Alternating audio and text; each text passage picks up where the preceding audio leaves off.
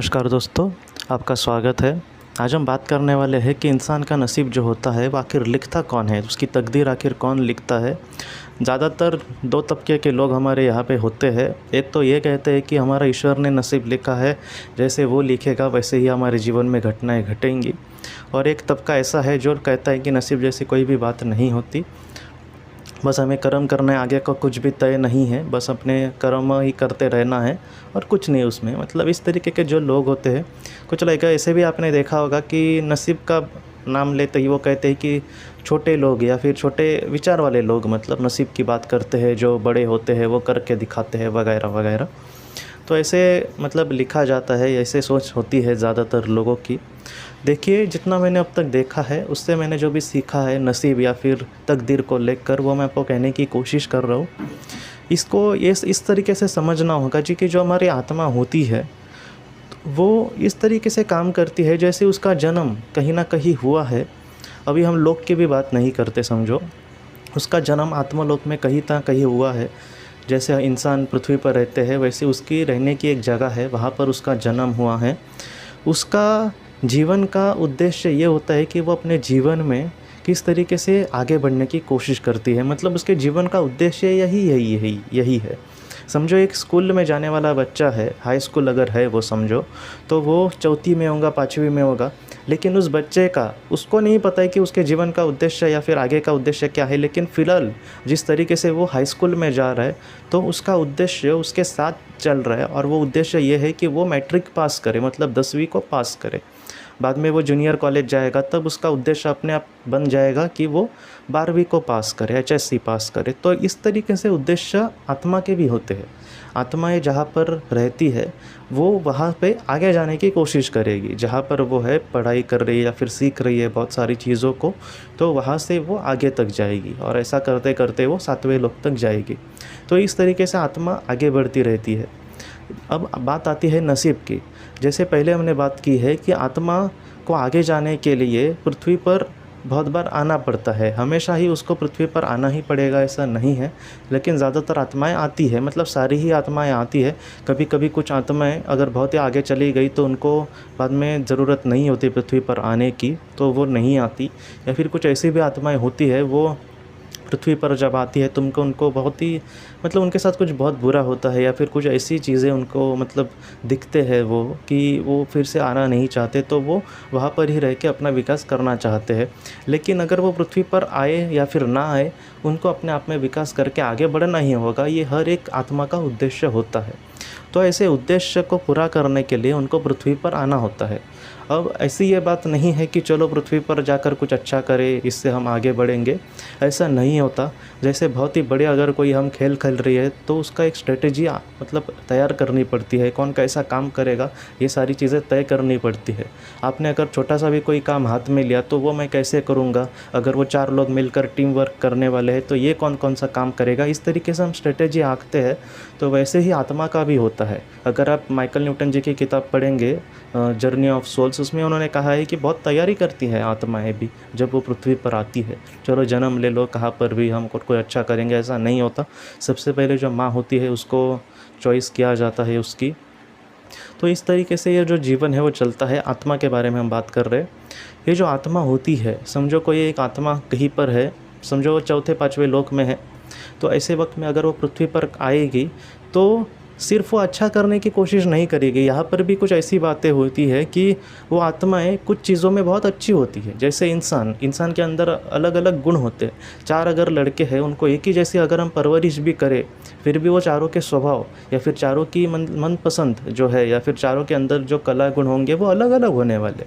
ये सारी जो चीज़ें हैं वो हम नहीं समझ सकते। मैं आपको कितना भी कहूँ, लेकिन कुछ चीज़ें आज भी दुनिया में हैं। जैसे मतलब कुछ लोगों को आप सोचिए कि 10 लोग अगर हम निकालें तो उनकी मन पसंदीदा खाने की चीज़ भी अगर देखे जाए तो वो अलग अलग होंगी। उनके मन पसंदीदा उनको स्टोरीज़ दी जाएंगी तो वो अलग अलग होंगी उनकी मनपसंद। इस पर भी रिसर्च किया है दोस्तों कि आखिर इंसान की मनपसंद किस तरीके आती कहाँ से है, ये इसका पर भी रिसर्च किया था, लेकिन उनको भी बाद में कुछ भी पता नहीं चला।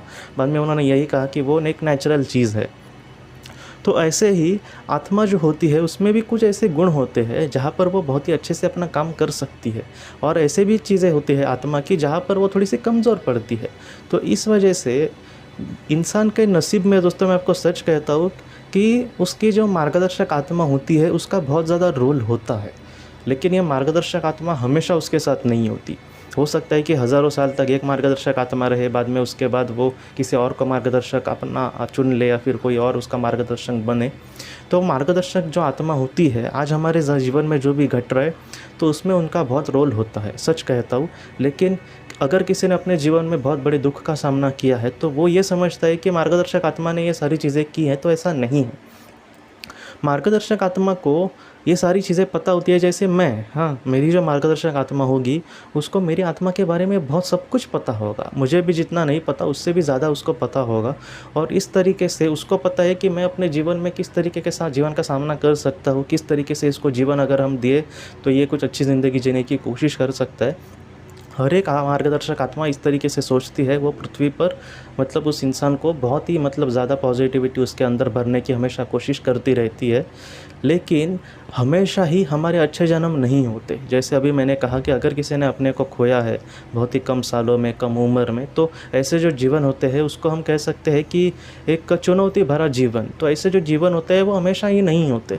तो इस वजह से मतलब एक ऐसी बात है कि एक समझो मार्गदर्शक आत्मा है, उसके अंडर एक कोई आत्मा है, रवि नाम की समझो आत्मा है, तो उसने अगर 50 जन्म लिए हैं तो हमेशा हमेशा वो जो मार्गदर्शक आत्मा है वो उस आत्मा को अच्छा ही जीवन नहीं देगी। ऐसा भी हो सकता है बहुत बार कि वो उसको ये समझाए कि तुम हमेशा मतलब इस तरीके साइलेंट या फिर एक नॉर्मल जीवन नहीं जी सकते।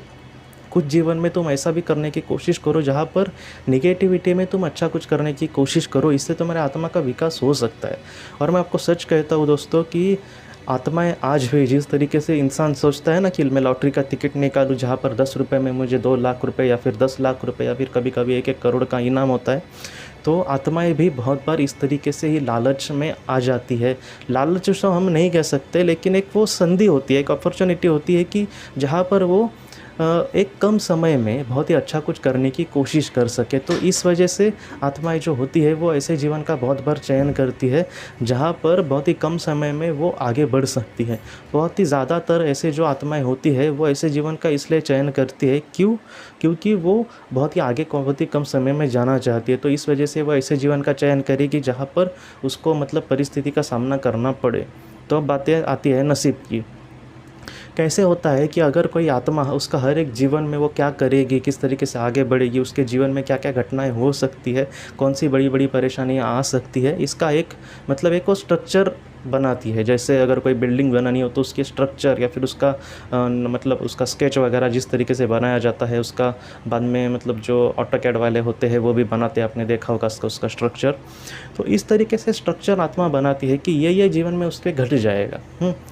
तो ये जो चीज़ उसने जो सोची होती है इसमें उसके ज़्यादातर रोल मार्गदर्शक का होता है। मैं आपको सच कहूँ तो इंसान का नसीब कौन लिखता है तो तकरीबन वो 80 से 90% उसकी मार्गदर्शक आत्मा भी लिखती है। लेकिन 100% मैं इसलिए नहीं बोल रहा क्योंकि वो अपने मन से ये सारी चीज़ें नहीं करती। अगर जो आत्मा उसको आगे बढ़ना है तो वो फ़िलहाल कहाँ पे है, उसको आगे अब क्या सीखना इम्पोर्टेंट है। अगर वो कर्म बंधन उसके बहुत ही ज़्यादा है तो उसमें के बहुत ही ज़्यादा कर्म बंधन उसको मतलब कहीं ना कहीं क्लोज़ करने होंगे, तो वो उस तरीके से कहीं ना कहीं आत्मा का जो नसीब है वो इस तरीके से तय किया जाता है। सारी चीज़ें हम मार्गदर्शक आत्मा पर भी सौंप नहीं सकते क्योंकि उसको भी उसके सामने जैसी चीज़ है उस तरीके से उसको मतलब बनानी होंगी वो उसके जीवन के बारे में, क्योंकि सबसे पहला उद्देश्य यही होता है कि उस आत्मा का उद्धार हो, वो आगे चले जाए। मतलब इस तरीके से आत्मा का मतलब जो नसीब है वो लिखा जाता है और वो बाद में पृथ्वी पर आती है। मैं आपको सच कहता हूँ कि जिस तरीके से प्लान जो होता है वो कागज़ पर ही अच्छा लगता है, लेकिन मतलब रियल लाइफ में वो प्लान कितना काम करता है। हमने भी अपने जीवन में बहुत बड़े बड़े हम प्लान बनाते हैं लेकिन चीज़ें तो वैसे नहीं होती। तो वैसा ही होता है मार्गदर्शक आत्मा के साथ भी, और उस आत्मा के साथ भी वो बहुत बार मतलब बड़े बड़े प्लान करते, ये करेंगे वो करेंगे। मार्गदर्शक आत्मा कहीं ना कहीं उसको बहुत ज़्यादा मतलब मोरल सपोर्ट भी देने की कोशिश करते हैं चालू जीवन में भी। हाँ, लेकिन फिर भी कभी कभी कुछ आत्माएं जो होती है वो काम क्रोध लोभ में इस तरीके से बह जाती है कि वो अपने जीवन उद्देश्य से भटक जाती है। तो इस वजह से बहुत ज़्यादा बार उनके जो जीवन के उद्देश्य है वो पूरे नहीं हो सकते। लेकिन आज हम उनके बारे में बात नहीं कर रहे, बस ये नसीब जो है बात, नसीब मतलब आगे की चीज़ें किस तरीके से घटेंगे, किस तरीके से नहीं घटेंगी, जीवन में हमें क्या मिलना है, क्या ना मिलना है, क्या ऐसा है जो मिलेगा और बाद में बिछड़ कर जाएगा। तो ये जो सारी चीज़ें हैं वो अगर कोई लिखता है तो वो ज़्यादातर मार्गदर्शक आत्माएं और उस आत्माओं का मेलजोल से ये सारी चीज़ें लिखी जाती है। अब यहाँ पर बहुत लोग यही कहेंगे कि ईश्वर का क्या रोल है।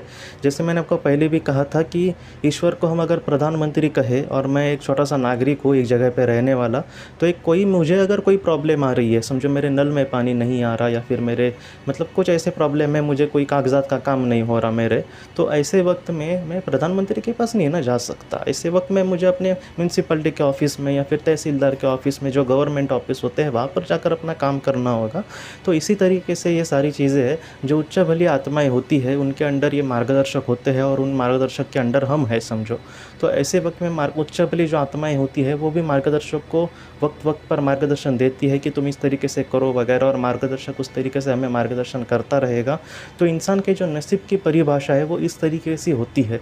ऐसा नहीं है कि ईश्वर ही कुछ लिखकर हमें उसने यहाँ पे डाल दिया और अपने आप वो सारी चीज़ें घटेंगी, ऐसा नहीं है।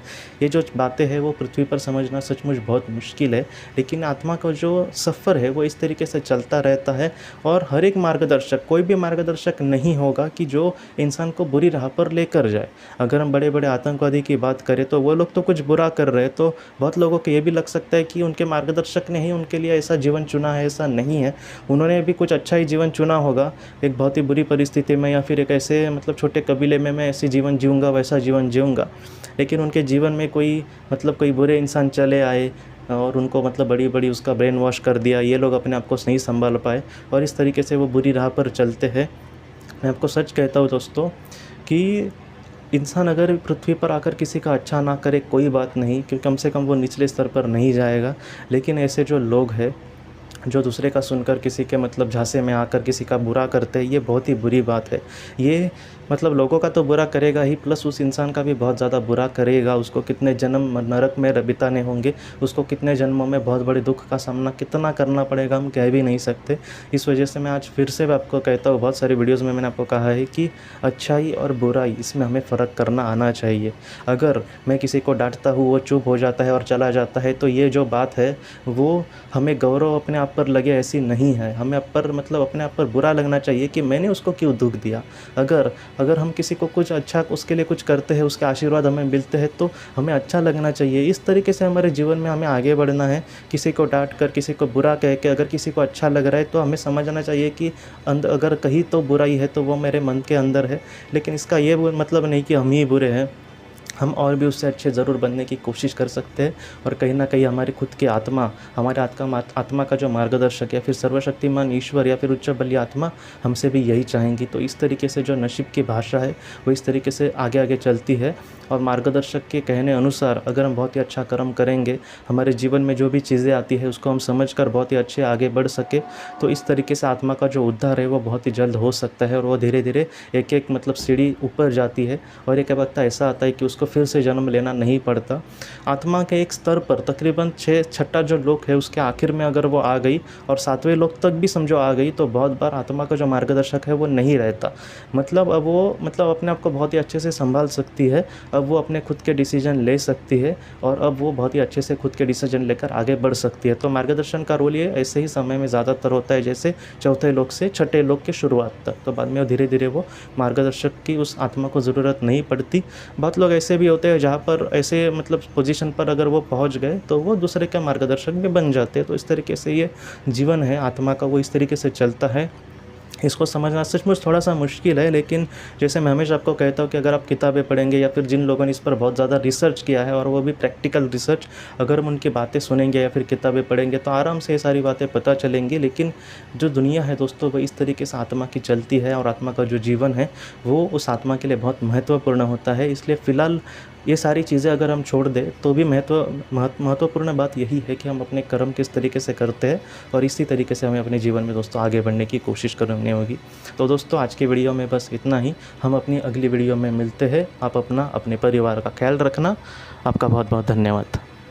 ज़िंदगी की रोशनी ये एक कंसल्टेंसी है जो ऐसे लोगों को मदद करने की कोशिश करती है जिन्होंने किसी अपने को खोया है या फिर जो लोग अपने जीवन में बहुत ही ज़्यादा दुखी है। जो लोग इस संस्था के साथ जुड़ते हैं उनको इस विषय की किताबें और जानकारी भेजी जाएगी। इसके साथ साथ जो लोग पास्ट लाइफ रिग्रेशन थेरेपिस्ट के पास नहीं जा सकते, अगर वो घर पे अभ्यास कर सके, इस वजह से उनको पास्ट लाइफ रिग्रेशन की ऑडियोज़ भी भेजी जाएगी। और इसके साथ साथ ध्यान में एकाग्रता बढ़ाने के लिए कुल मिलाकर 5 ऑडियोज़ भी उनको भेजी जाएंगी। तो जो लोग इस संस्था के साथ जुड़ते हैं उनको यह सारी चीज़ें उनके ईमेल पर या फिर व्हाट्सएप पर भेजी जाएंगी। अगर आपको इस संस्था के साथ जुड़ना है तो कृपया इस नंबर पे व्हाट्सएप करें।